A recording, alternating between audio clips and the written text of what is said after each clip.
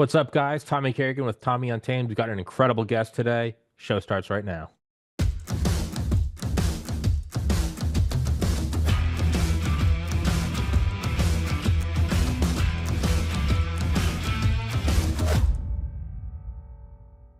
Thank you very much for doing this on short notice. Everybody listening, please go in the description. Please go grab his books.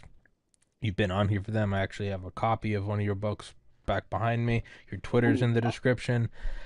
And yeah, I don't know. It's the wishy-washy back and forth drama of all this of Israel started and then Iran's going back and then the US steps in and they dropped the massive ordnance penetrator, the B-2 Spirit, stealth bombers. We have a ceasefire. Now we don't. Trump coming out like a couple hours ago. I mean, regardless of if it's applicable or fitting or good or bad, it's not funny that he came out and said on the White House lawn, these two countries have been fighting for so long they don't know what the fuck they're doing, which is just in a vacuum. It's just an incredible. Like he didn't have to like JFK. It's not incredible that he used Marine One to fly a horse in and out of the White House. Like regardless of politics, regardless of more, just in as a microcosm. So in a microcosm, it is kind of incredible he said that. But with that schizophrenic opening, I'm going to hand it over to you and put the full burden of this show on your shoulders. And you are now going to create peace in the Middle East over the next hour. Peace in the Middle East. There will never be peace in the Middle East. All right. I guess that's it. We're done. All right. Thanks for watching, everyone. That's the thesis. And all right.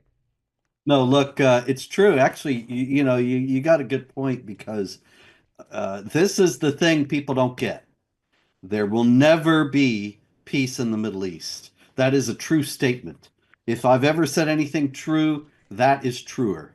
If there is ever an attempt to bring peace to the Middle East by having everybody sit down and talk it out and sign a paper, it will fail. I guarantee you, 100% take it to Las Vegas. There is not a chance that this will ever be settled. And especially will never be settled by a negotiated agreement. And I would imagine, for all of the quips and the government's stupid and they're inept, I get all those. But the reality is intelligent, competent people do rise to these positions in the intelligence community. The Pentagon, I get they're demons from hell. A lot of them are retarded. I understand all that, but Yes, just they being are. yeah, but also like being completely like there are some very it's a surgeon can be an asshole. He's still a good surgeon. Like I don't doubt that there are some people in the Pentagon that are probably pretty good at what they do, regardless of anything else. They have to know that. They're not listening to this show to get that breaking news to say that there will never right. So you have to understand, or at least mentally exercise the idea that they know that, and that really all you can do is sort of, it's like the tide's coming in and you're building a sandcastle. Like, yeah, the tide will never stop, but what you can do is you can kind of dig a moat here and kind of shore up the walls there. You would have to imagine that that's in the equation when they did this. Like, peace in the Middle East? No. Can we maybe kick the can down the road for another 20 years? Maybe that's feasible. That had to have been in the equation. Because that takes it out of the period in which they'll be in the White House. Well, So correct. their fault when it all falls. Correct. It's not, Right. I'm not saying it's right. I'm saying it's what they'll do. But also, there's another thing. There's another thing. It's not that they're not smart enough to figure this out. It's that they cannot figure it out. Their minds won't go there because the idea that there is a problem that cannot be solved by negotiations violates their religion. Yeah. Their religion is negotiations and statecraft and realpolitik and diplomacy. And they think it will solve everything. And the idea that there could be something in the world that it won't fix, it's just like um, telling a religious believer that his religion has been scientifically proven to be false. Even if the scientific proof is actual and reliable and trustworthy, many people who believe in the religion will think, oh, well, that's just a lot of nonsense because their minds are used to working this way. This is how they understand things, and you can't take that away from them. It's the same thing here. I might make all the sense in the world. And I used to actually speak to those guys. I would go into the FBI and the CIA and the Pentagon and talk to them and give them a talk about the mindset of the terrorist and the beliefs of Islam. And a lot of them, I could see it in their eyes. They didn't get it. It's not that they were dumb guys, it's that it violated their own religion to think that there would be a mindset that would be impervious to compromise and negotiated settlement. Yeah, it makes me think of when I went to Valdosta State University, a tiny little school in deep South Georgia, and they were trying to do some like blood drive for something. I don't remember what it was. And the only people that had the coordination to get like mass numbers of students were the fraternities. And like they were saying like they're trying to like offer things like your GPA requirement will be less or something, and it didn't work. And my buddy Kellen, to his credit, was like he came to the fraternity and was like, I will buy a keg for this house for every 10 guys that donates blood. And then they received more, the Red Cross received more blood in like the next 36 hours than they had in like the previous 5 years. And it was just the language. And it's just, and it's, well, that shouldn't be the case. And it's like, do you want the blood or not? Yep, They're 19 years old. These guys don't give a shit about anything. They don't care if it's the right thing to do.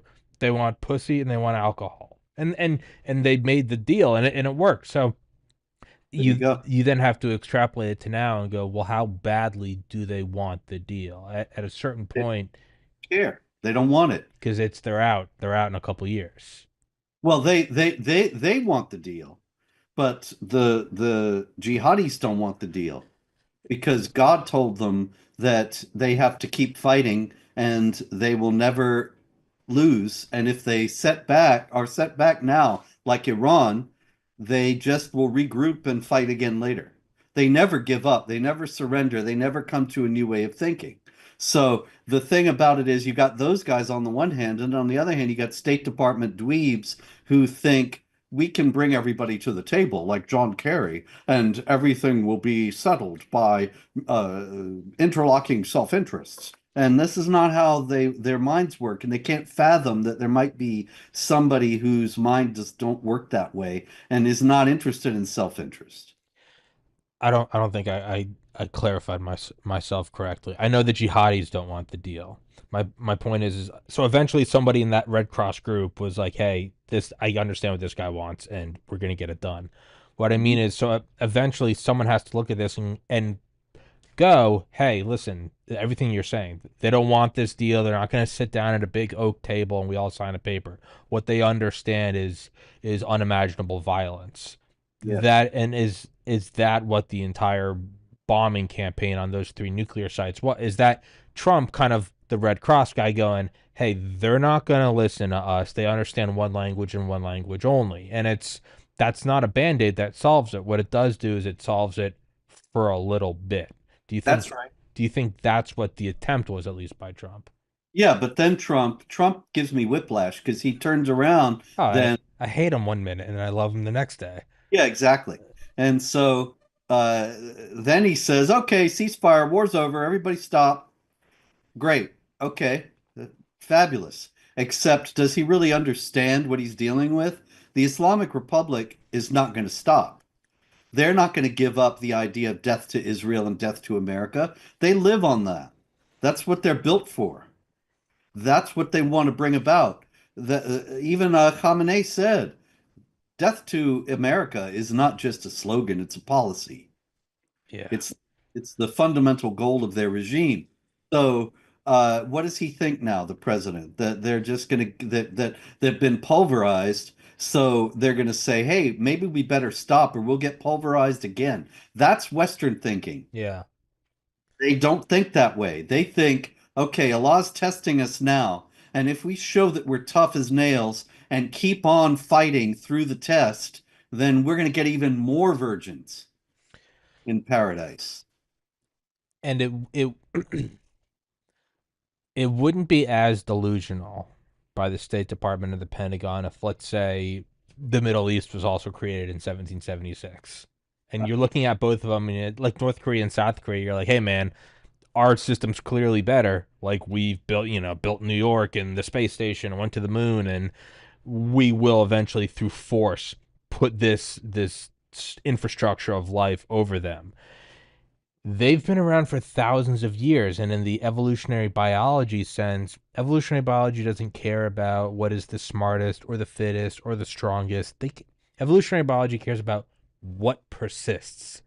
The shark hasn't evolved in like 250 million years. The way its fins are shaped, the way it's dark on the top and light on the bottom, so if you're below it, you look up and the sun helps hide it. If you look down, the abyss helps hide it. The way its fins are angled, it uses the least number of calories to cut through the water, meaning it can just go forever without eating.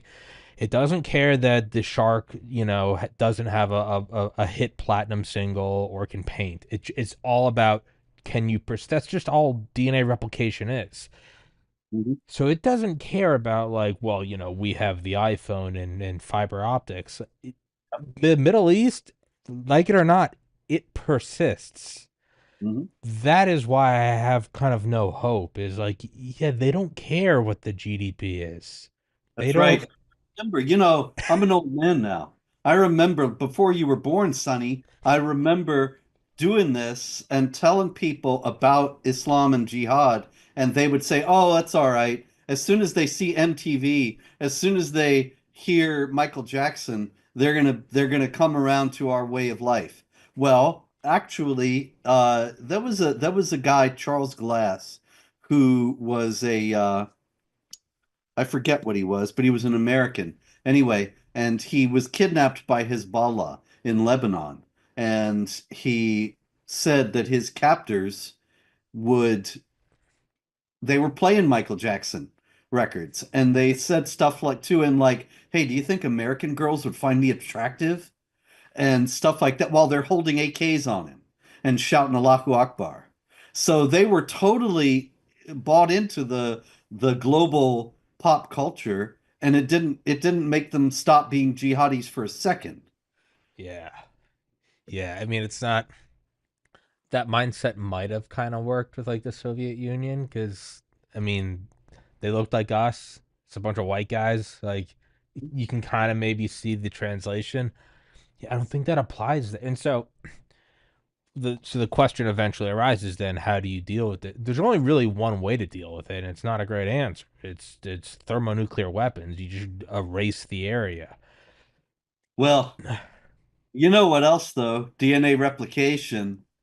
That's another thing. Ideas have power, ideas have consequences. And so the West, we got a bunch of guys who are wondering if maybe they're women, and we have all these people thinking, I have to live to my self-actualizing potential, and so I don't want to have children and stuff like that. And so in another generation or two, you're going to be out there standing there at my age alone, and everybody else is going to be gone. And meanwhile, there are these They're other gonna keep guys going.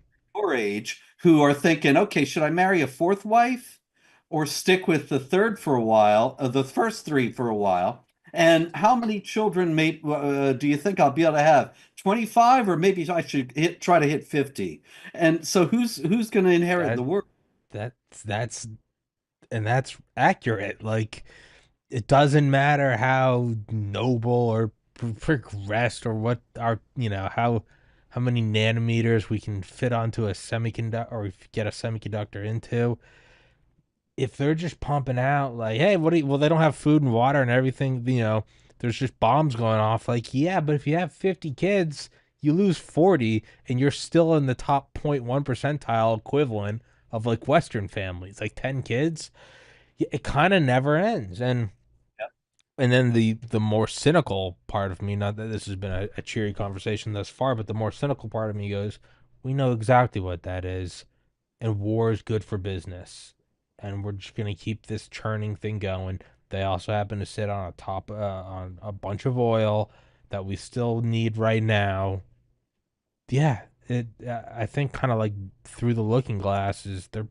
You probably go talk to like Dick Cheney in a skiff with no recording devices, and he's like, "Yeah, this is fantastic. They're going to keep having kids forever, and we're going to keep blowing them up. I mean, that's probably what it is.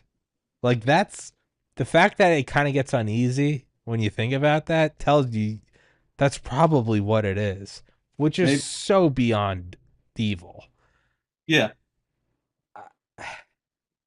I mean, and maybe this is just like my evolution to a psychopath in real time. In a in a weird way, do you almost imagine Dick Cheney being like, they want to die for a law. We're allowing them to do that. Yeah, but the real Dick Cheney never did that. The real Dick Cheney, yeah, they went in, but then they built mosques for them and Yeah. imposed Islamic law for them and did everything to help them achieve their goals. They didn't say, "Oh, we're going to stop you from we're going to help you die for Allah." Yeah, some of the frontline people, sure, but then they made sure to assure to ensure that the system would be self-replicating and would not be harmed. They made sure of that. I thought it was pretty when I first saw whatever last night or whenever it was that Trump was like we've reached a ceasefire, and my first thought was like Israel's not going to stop. They got the United States with their incredible military prowess and capability to go use stealth bombers that look like they're from Area 51. They are from Area 51 to go drop bunker busters. It didn't have to go nuclear. They didn't have to put boots on the ground. They got what they wanted, which was their nearest peer enemy to be temporarily for the next couple of years or maybe decade to be disabled. Why would they stop? It's to me, it's of no surprise at all that Israel just started bombing again. I mean, why wouldn't you? If I'm them, that's I exactly what think I would they'll do. stop. And they'll stop because Netanyahu always does what the Americans want. So you think They'll it will stop. end? Yeah, except the Iranians won't stop. As long as the Islamic Republic is there, they'll just keep trying to, like I said, this is an ideology that does not allow for defeat. There is no defeat and discarding of these wrong assumptions. They just keep trying again. Might take them a while, but they're going to just build it all back up. In a vacuum, it is kind of admirable. It's like ants. You know, if you destroy an anthill and the watch the ants all running around for a minute, the ants don't run around aimlessly for actually they're not running around aimlessly at all. They're running around thinking, okay, well now we got to build a new anthill, and they build a new anthill over there. And it's not like you're going to have the ants say, "Oh, maybe let's not build an anthill. Maybe Yeah. let's try to do something else." They don't, it doesn't enter into their thinking process. I mean, in terms of biology, so like so you don't have that thought process at insects or really even mammals, maybe like a dolphin or something. But other than that, sharks or whales or trees, none of them are thinking that. So you get to modern Homo sapien, we'll just say like what bare minimum IQ of 80 up to whatever the average is. That's a new paradigm in evolutionary biology, not in the history of man, the last 10, 12,000 years, but hundreds of millions of years. We're in relatively new uncharted territories of cognition, the sense of self-awareness, of sentience, of I, other, and then the whole standing upright, opposable thumbs, written language. In terms of this, we are still in like a brand new Wild West. To us, it feels like forever. But I mean, modern society, agricultural revolution, this is still bleeding edge stuff in terms of, ape cognition. This is probably the most effective mental framework where it's like, in terms of just survival, it's not even the worst framework of like, if things are working well, keep going. If things get really tough, guess what? You're just being tested. I mean, it sucks because it's a death cult religion, but it's not a bad mindset to have. To if you get you financial difficulties or something happens to your business and you go, I'm being tested and I'm going to rise to the occasion. That's not a bad mindset. Well, that's the thing about fatalism is that it's very easy. It's very appealing because you never have to worry. Yeah. I remember reading some guy lands in Kabul and he gets a cab and there's some big traffic jam in Kabul and he's going to be late for his meeting and he's getting agitated and the cab driver says, "Relax, brother. Allah is everywhere." And the cab driver couldn't care less because, well, of course, it ain't his meeting. But if Allah doesn't want the guy to get to his meeting, then who can get upset about that? And you never get upset about anything. So it's a very nice way to live in terms of reducing anxiety. And I think that's one of the reasons why it's so popular and enduring. And I don't even know if that's wrong.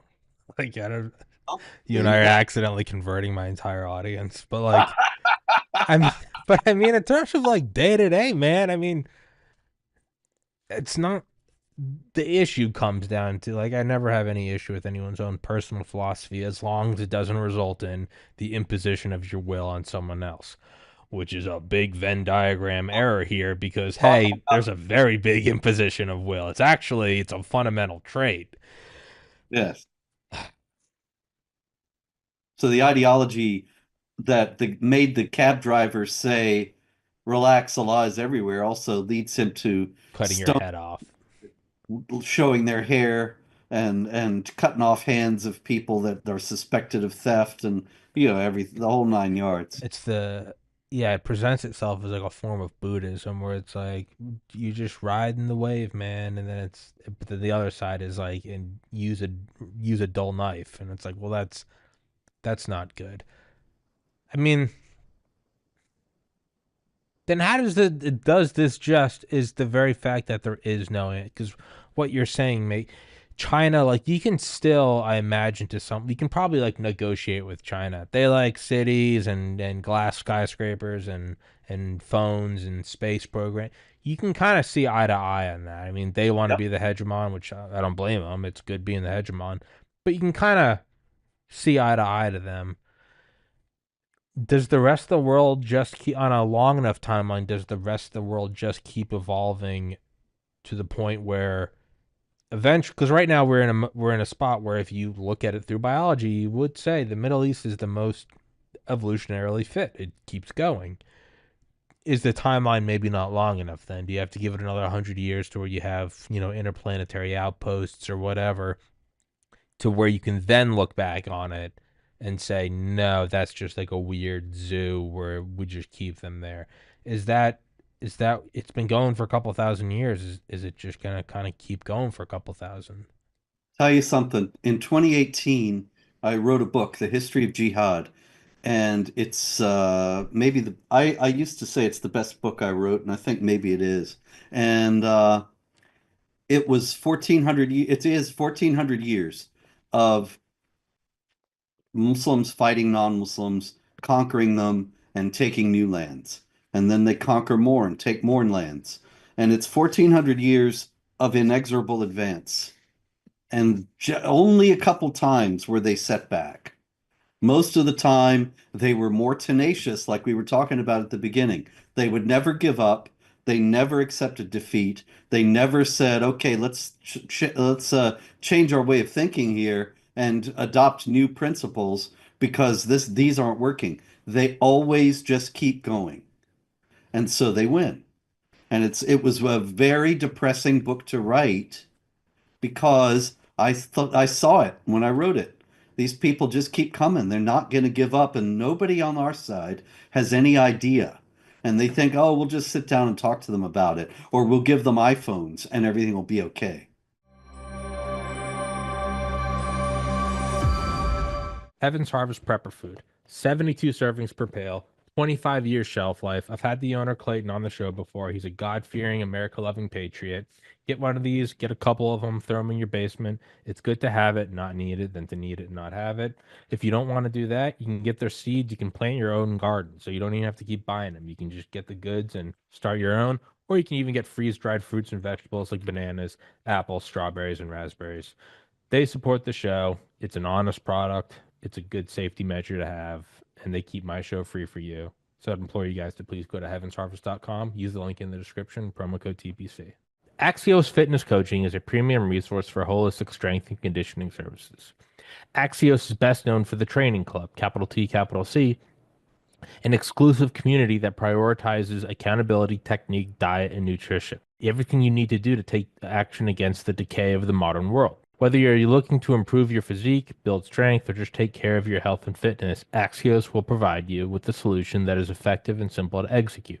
All you need to do is complete the intake survey, and you can see if you're a good candidate for the training club or any other of the services. And it's going to sponsor the show. So, one company falls off, another one arises. So if you guys like the show, you want to work out, throw the show a couple shekels, go take the survey. Thank you so much, guys. Higher ultraviolet exposure is associated with lower mortality.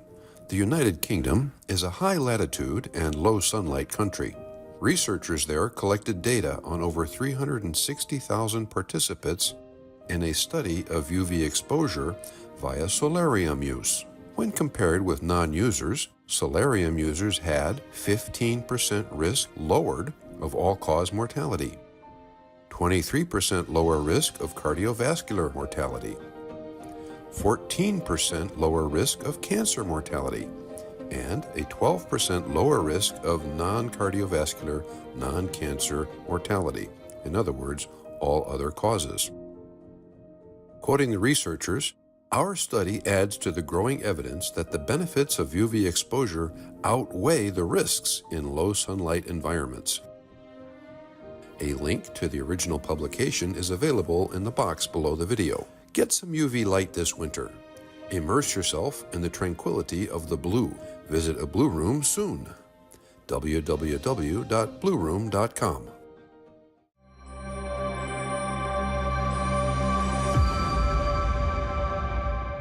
I mean, in terms of just like looking at this, trying to like emotionally disconnect, like it's a video game, I would say like okay, there's a couple. Well, one, you glass it, you thermonuclear bomb it, you spray Ebola on the wreckage. Like, okay, you could do that, but you're becoming the thing that you hate. But in survival, it doesn't really matter, I guess. The next could be we've made it this far. It's it's a big asterisk in quotations, but we have coexisted in the fact that their society exists and so does ours. It's not pretty, but by definition, that is coexistence. And actually, there is another side of the coin, and that is what we're doing right now. That we are able, wherever you are and wherever I am, to have a conversation as if we're sitting in the same room. And that, like you were talking about in terms of evolutionary biology, it was never possible. I mean, it's really kind of amazing how quickly things have progressed. You look back at just like 150 years ago, and people were waging war with horses and pulling big heavy cannons on horseback. And you go back 500 years before that, and they were waging war with horses and pulling cannons on horseback. And there was very little change Yeah. from warfare in 1875 to 875 and to 75. And now everything has changed incredibly so that a guy from 1875 would not even recognize what the hell's going on. Hmm. So we have that. And the one aspect of that is that we have the internet. Okay, so you have these closed societies that say you don't listen to outsiders because they're evil and they're the most vile of created beings and we are the best of people. And there aren't any outsiders anyway. If you live in Arabia or you live in Pakistan or you live in Afghanistan, you never meet anybody except people who think the same way you do. And so there's no problem until now. Now you can turn on this machine and you can talk to us, or you can talk to people who are challenging your basic assumptions, and you're exposed to that in a way they never were before.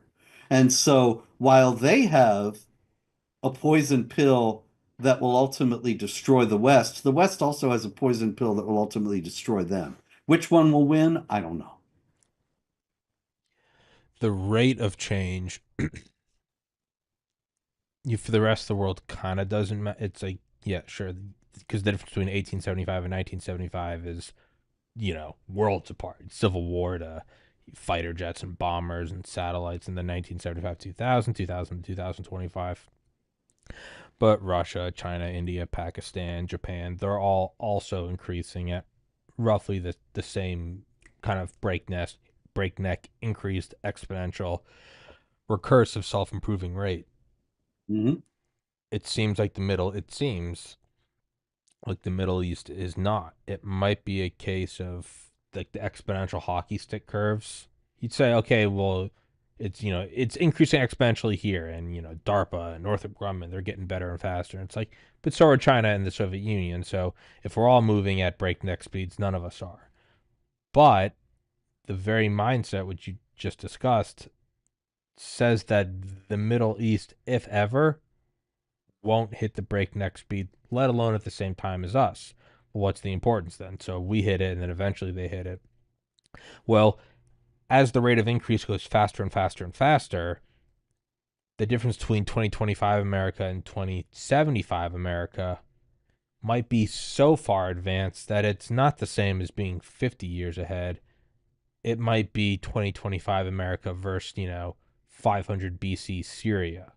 And if the rest of the world sort of all hit those hockey stick curves, the vertical growth, and the Middle East doesn't, well, then you might actually be able to defang them or neuter them, whatever the equivalent is of, a big, you put them in a big box and they're not allowed to, whatever the technological equivalent is. That might be the case where nanotechnology and quantum computing, it might be a case where you don't have to deal with it. You can kind of just, Might happen. and again, metaphorically, I don't think it'd be a literal What I'm box. referring to is that they're imploding from within because the people are seeing how flimsy their worldview is, discarding it. And there are millions of people, even though there's a death penalty for leaving Islam, there are millions of people who've left. In Iran, it's officially 99% Muslim, and there was a survey, an anonymous survey conducted a couple years ago. Only 40% of the people there still said they were Muslims. That's going to play. That's going to have effect.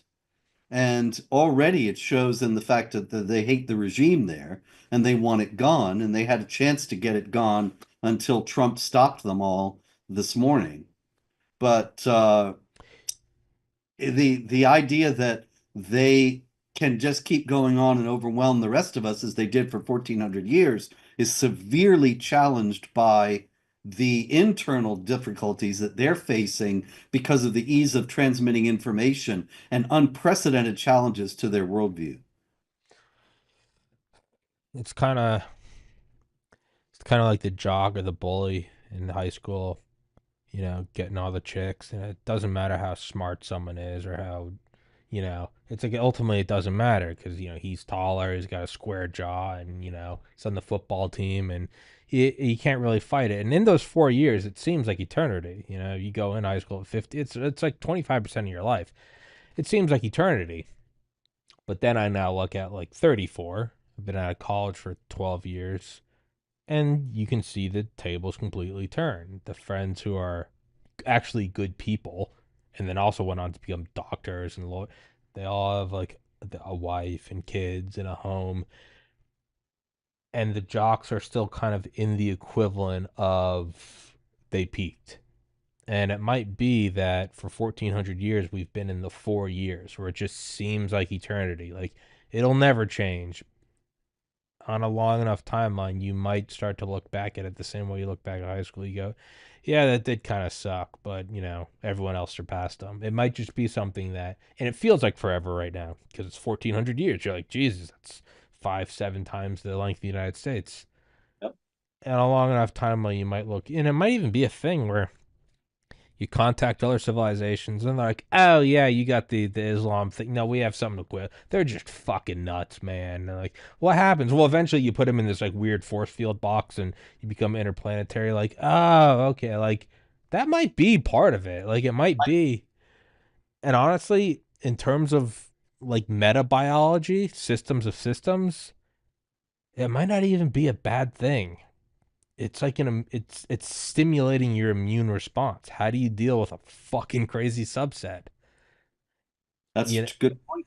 what if you develop into an intergalactic or galactic, society, you're gonna have planets or entire arms of the Milky Way that are probably insane, and you'll be able to draw back on old experience and be like, we had this problem for 2,900 years on Earth with radical Muslims, and like this is what we eventually did. So like, don't fret, don't let them have. It'll be the equivalent of like bombing nuclear sites. Like we bombed their 0 point energy fusion sites. They cannot have that shit. But we're gonna kind of just box them off. Like it might go that way. Goodwill. It is kind of hilarious though, in that it's like the most human response. Like Quarantine the problem. kick it down the road, put up a big wall. If they Yep. reach for a gun, shoot them. But once Okay. they're disarmed, just kind of lock the door and go about life. Like it is the most human thing to be like, yeah, That actually would be a great thing, aside from shooting anybody or whatever. But sure. just leave them alone, and they leave you alone. But that's the They thing don't is that leave you alone. they never leave anybody else alone. They always got to conquer. It's part of the ideology. I think it will inevitably be something like almost those uncontacted tribes. Hmm. It might be something to where that's actually a great example to where you progress so far, not kind of farther ahead, where, you know, we're kind of farther ahead than Pakistan and India, but they still have nukes. They can still shoot satellites. They have aircraft carriers. Like, no, you got to break the dial off and go super far. And you think of the uncontacted tribes, and, they're all on the shores of those islands throwing spears and stuff. But I mean, they're not even remotely a threat. I mean, think about the things that are contacting them. They're like Black Hawk helicopters. It's not that they've never seen flight. They've never seen glass. Like Hmm. the cockpit, they're probably looking at the windows with as much awe as they are the rotors. Let alone these things have stealth and gun. They don't even know what guns are. Like they can't wrap their heads around like those little barrels shoot tiny little lead spears. That might be kind of what you have to do. Your camera's tilting.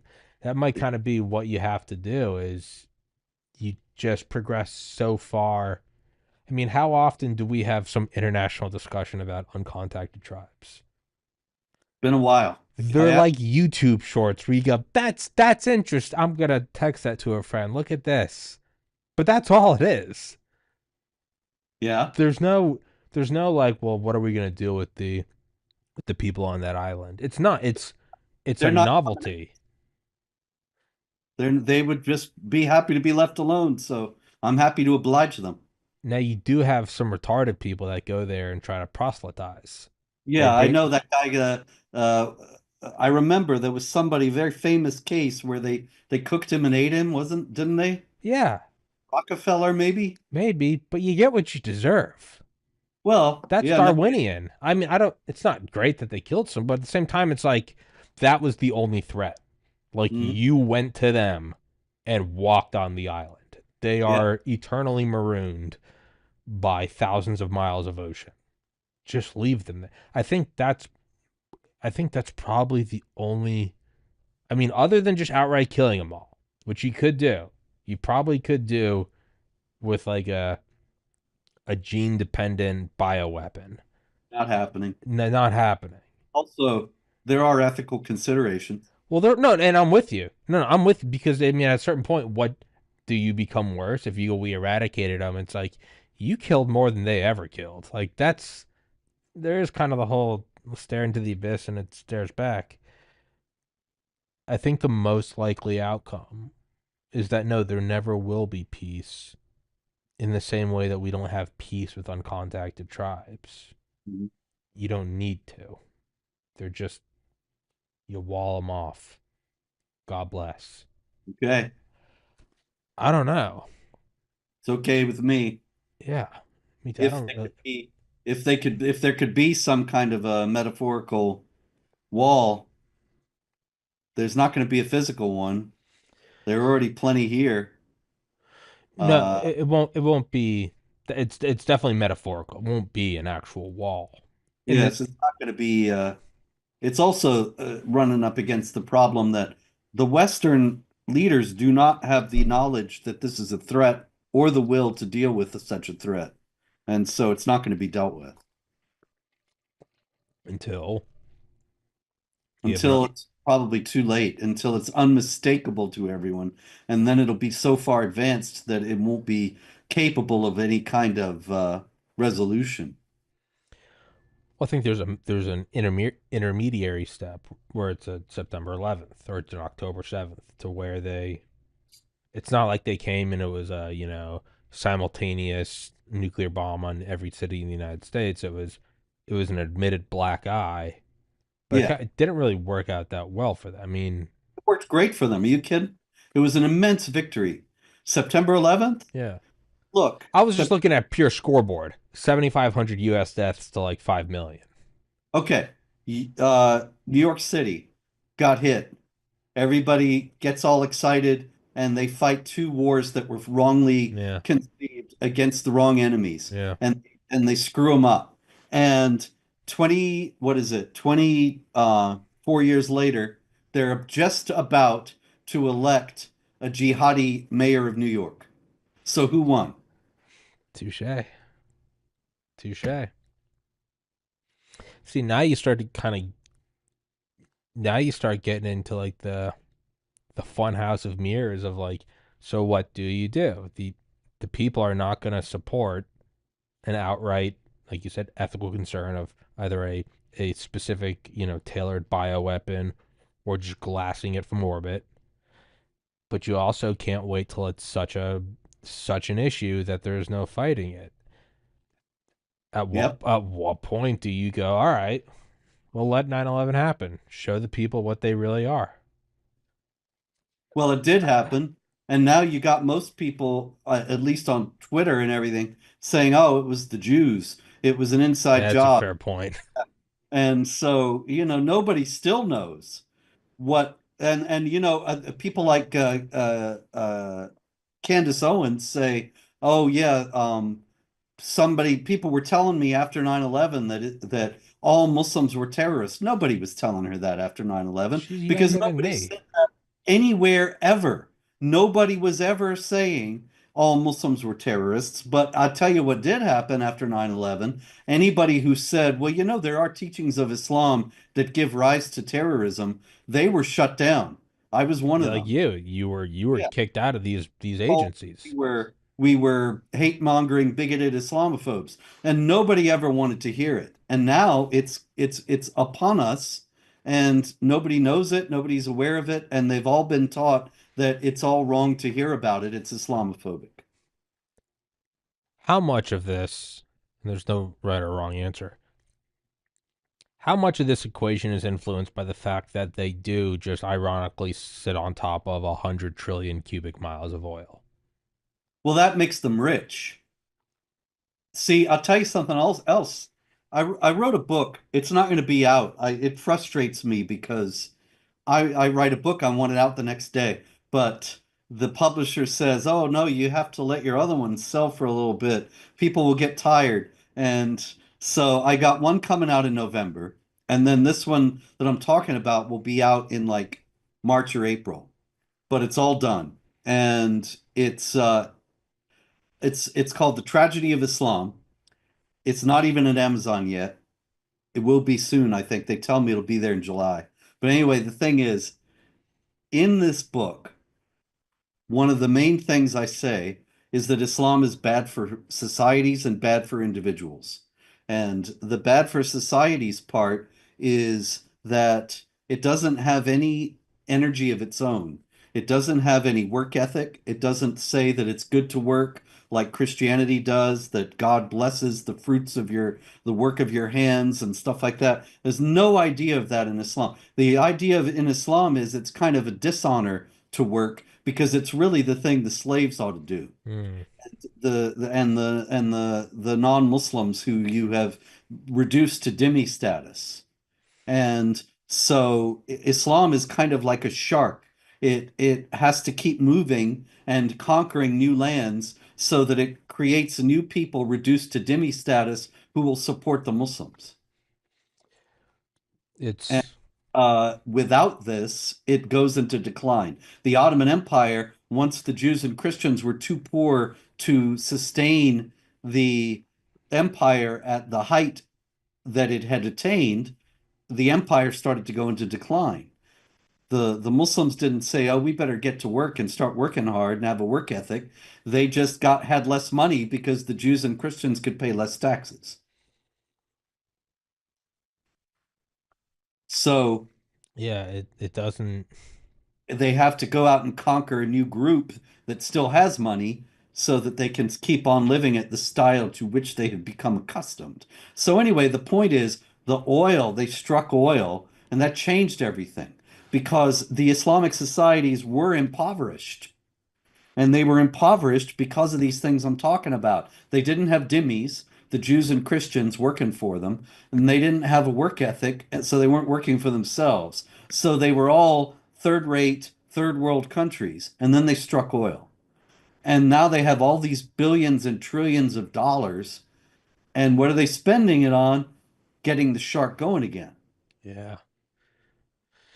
But once the oil is gone, or if they really do transfer the world economy to non-oil sources, then you will see a receding of jihad.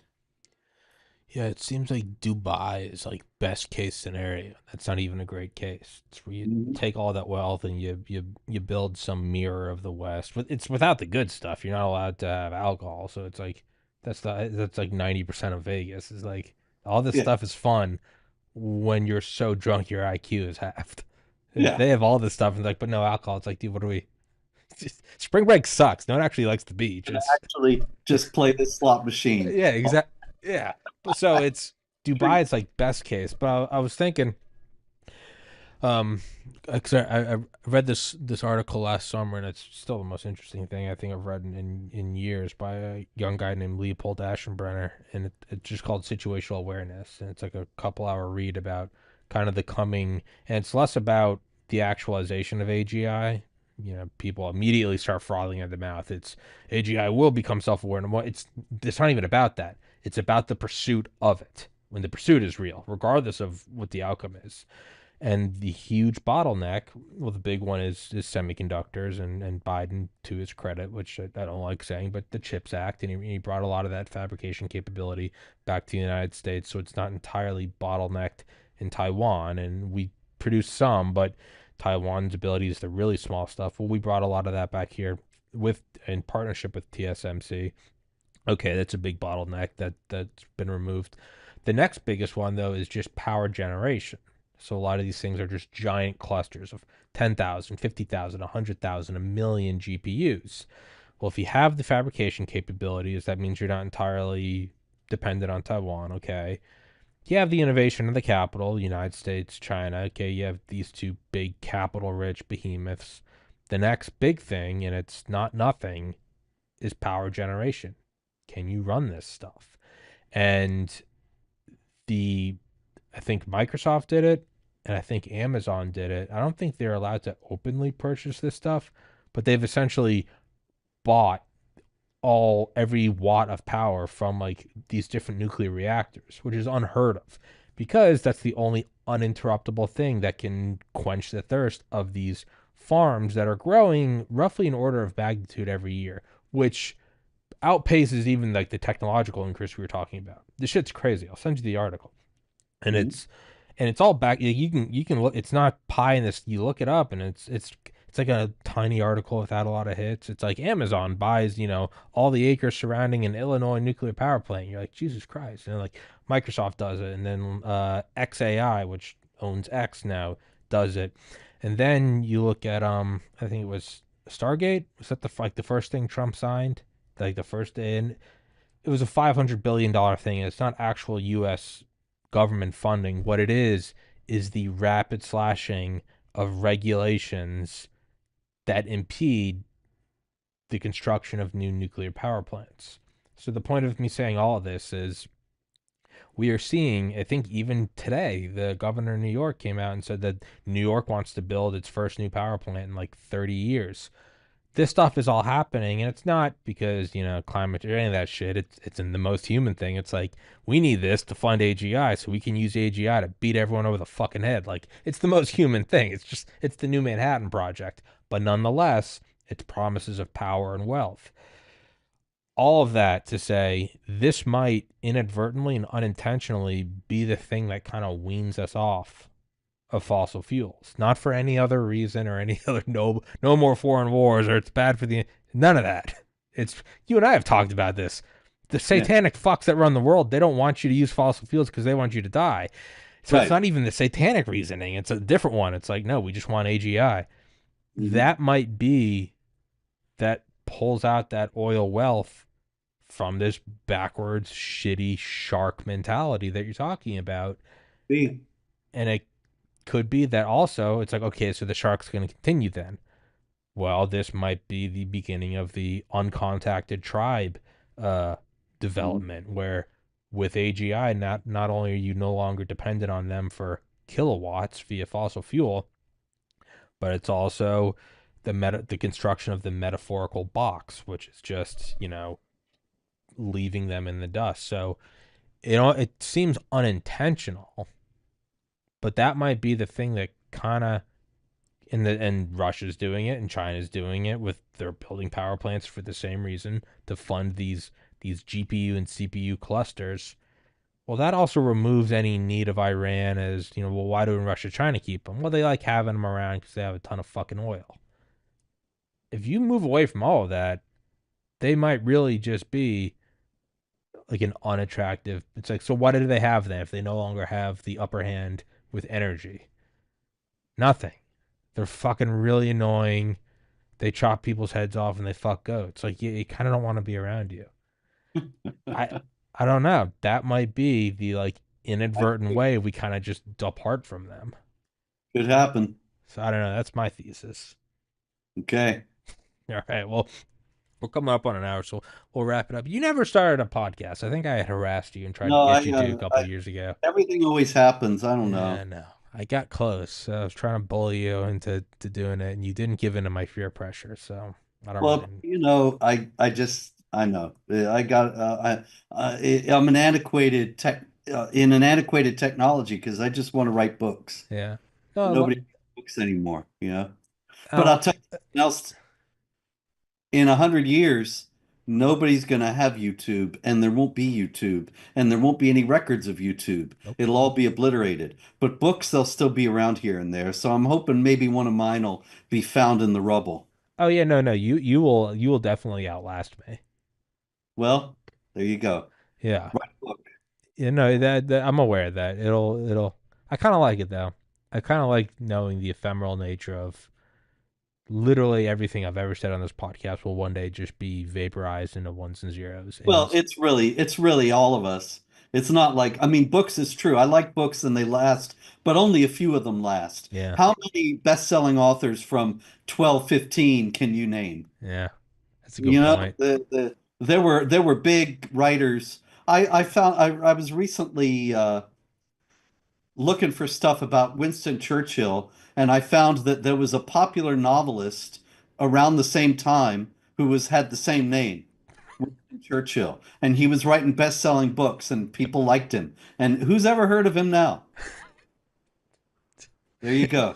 Best case scenario. It's like he's a best-selling author. What's his name? He's Professor Donald Trump. Like, well, sorry, bro, but Yep. I'm the best. Yeah, there's someone else kind of eclipsed you. Yeah, I don't know. I mean, then I come full circle, and I'm like, the only thing that has lasted is jihad. So are they wrong? Like, how many best? What of it from 1215? They were chopping off heads. Like, Yeah. yeah, I don't know. We've Say marrying 6-year-olds and chopping off heads in 5 15, not 5, 8 15, 10 15, 12 15, 19 15, all the same. I think if I had to put money on, well, I think you're correct. There will never be peace in the Middle East, and I guess my hypothesis, the uncontacted tribe, is kind of a delineation of that. It's still not peace. It's Yeah. it's like a peace and departure. I think that Contain. I think that's probably what it is. Not that you and I know. But for everybody listening, please go in the description. Please go grab his books. Go support the man. Go follow him on Twitter.